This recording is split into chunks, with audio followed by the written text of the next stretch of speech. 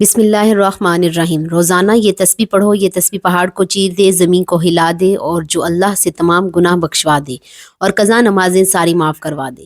اس تسبیح میں دولت، عزت، صحت، لمبی عمر سب کچھ ہے۔ وہ تسبیح یہ ہے۔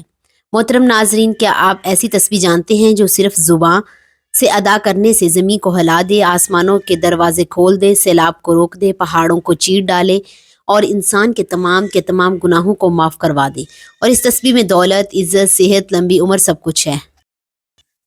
کیا واقعی ہی کوئی ایسی تسبیح موجود ہے جس کے پڑھنے سے ماضی کی کوتاہیاں، بھولی بسری قضا نمازیں اور برسوں کی غفلت محض چند لمحوں کی ندامت اور ذکر سے مٹ جائے؟ جی ہاں، ایسی ہی ایک عظیم اور بابرکت تسبیح ہے جس تسبیح کے الفاظ مختصر ہیں لیکن اس میں ایسا نور، ایسی طاقت اور ایسی روحانی تاثیر ہے کہ عقل دنگ رہ جاتی ہے۔ یہ تسبیح صرف ایک ذکر نہیں بلکہ یہ ایک مکمل ایمان، عقیدہ اور توحید کا نچوڑ ہے۔ یہ وہ کلمات ہیں جو آسمانوں سے پہلے تھے اور زمین ختم ہو جانے کے بعد بھی باقی رہیں گے۔ یاد رکھیں، دنیا میں جو کچھ بھی ہوتا ہے وہ اللہ کے حکم سے ہوتا ہے۔ جب زمین ظلم سے بھر جائے، جب گناہ عام ہو جائے، جب نافرمانیاں حد سے بڑھ جائیں تو اللہ کی طرف سے آزمائشیں نازل ہوتی ہیں، کبھی زلزلے، کبھی سیلاب، کبھی آندھیاں، لیکن اللہ کے رسول صلی اللہ علیہ وآلہ وسلم نے ہمیں بتایا کہ ذکر الہی ایسی ڈھال ہے جو عذاب کو روک دیتی ہے۔ حضرت ابو رضی اللہ تعالی عنہ سے روایت ہے کہ رسول اللہ صلی اللہ علیہ وسلم نے فرمایا، اللہ تعالیٰ فرماتا ہے، میں اپنے بندے کے گماں کے مطابق ہوں اور جب وہ مجھے یاد کرتا ہے میں اس کے ساتھ ہوتا ہوں۔ بے شک لہٰذا اپنے رب کا شکر ادا کرتے رہو۔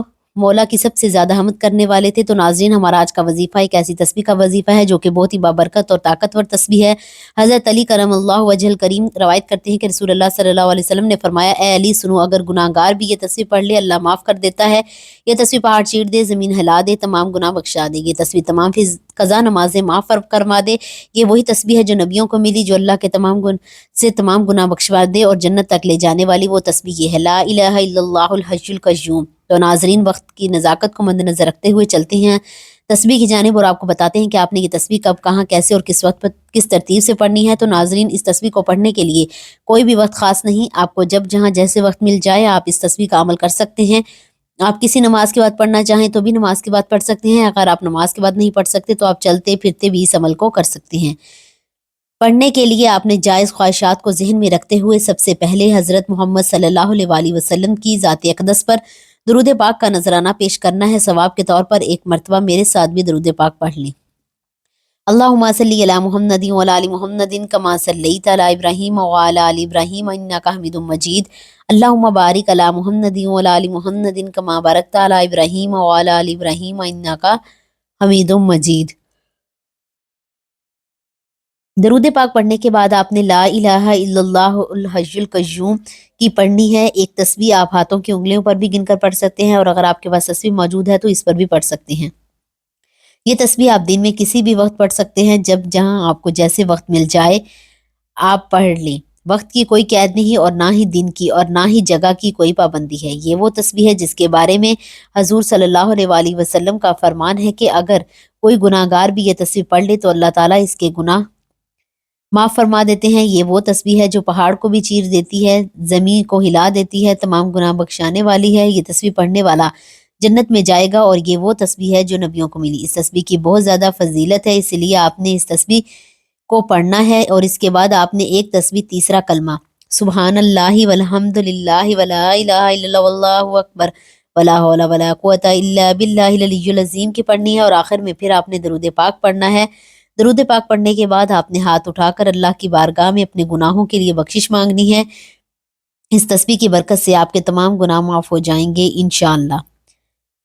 لا الہ الا اللہ الحی القیوم یہ ایک ایسی تسبیح ہے جو ایمان کو تازہ کر دیتی ہے، دل کو زندہ کر دیتی ہے، گناہوں کو معاف کروا دیتی ہے، آزمائشوں کو دور کر دیتی ہے اور بندے کو اللہ کے قریب کر دیتی ہے۔ یہ کوئی معمولی الفاظ نہیں بلکہ یہ دنیا اور آخرت کے کامیاب انسان کا راز ہے۔ اسی لیے آج سے، ابھی سے، اس لمحے سے اس عظیم تسبیح کو اپنی زبان کا، دل کا اور زندگی کا حصہ بنا لیجئے۔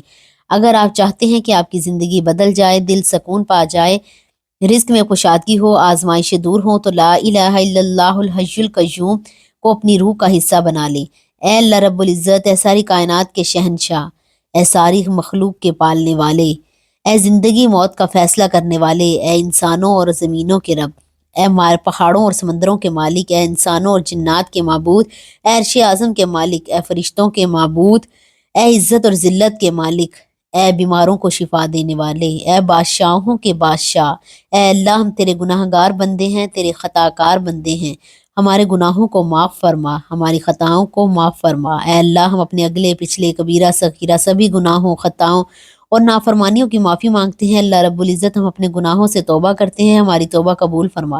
اے اللہ ہم گناہ گار ہیں، سیاکار ہیں، بدکار ہیں، تیرے نافرمان، تیرے ناشکرے، لیکن تیرے نام لیوا تیری توحید کی گواہی دیتے ہیں۔ تیرے سوا کوئی عبادت کے لائق نہیں، تیرے سوا کوئی بندگی کے لائق نہیں، تیرے سوا کوئی تعریف کے لائق نہیں۔ اے معبود ہمارے کبیرہ صغیرہ گناہوں کو معاف فرما دے۔ اے اللہ پاک ہمیں گمراہی کے رستے سے ہٹا کر صراط المستقیم کے رستے پر چلنے والا بنا دے۔ اے اللہ ایسی نماز پڑھنے کی توفیق عطا کر جس نماز سے تو راضی ہو جائے، زندگی میں ایسے نیک اعمال کرنے کی توفیق عطا کر جن اعمالوں سے تو راضی ہو جائے، ہمیں ایسی زندگی گزارنے کی توفیق عطا کر جس زندگی سے تو راضی ہو جائے، ایمان پر زندہ رکھ اور ایمان پر ہی موت عطا کر۔ اے اللہ ہمیں تیری احکام کی فرما برداری کرنے والا بنا دے اور تیرے پیارے حبیب جناب محمد رسول صلی اللہ علیہ وآلہ وسلم کے نیک و پاکیزہ آداب کو اپنانے والا بنا دے۔ اے اللہ ہماری پریشانیوں کو دور کر دے۔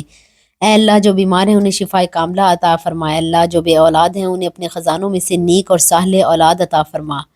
اے اللہ جن کے جو کام رکے ہوئے ہیں وہ پورے کر دے۔ اے اللہ بچھڑے ہوئوں کو ملا دے۔ اے اللہ شادی شدہ جوڑوں میں محبت اور خلوص پیدا کر دے اور ان کی زندگیوں میں برکت ڈال دے۔ اے اللہ تمام لڑکے اور لڑکیوں کے نصیب اچھے کر دے۔ اے اللہ جو قرض کے بوجھ تلے دبے ہوئے ہیں ان کا قرض جلد سے جلد ادا کروا دے۔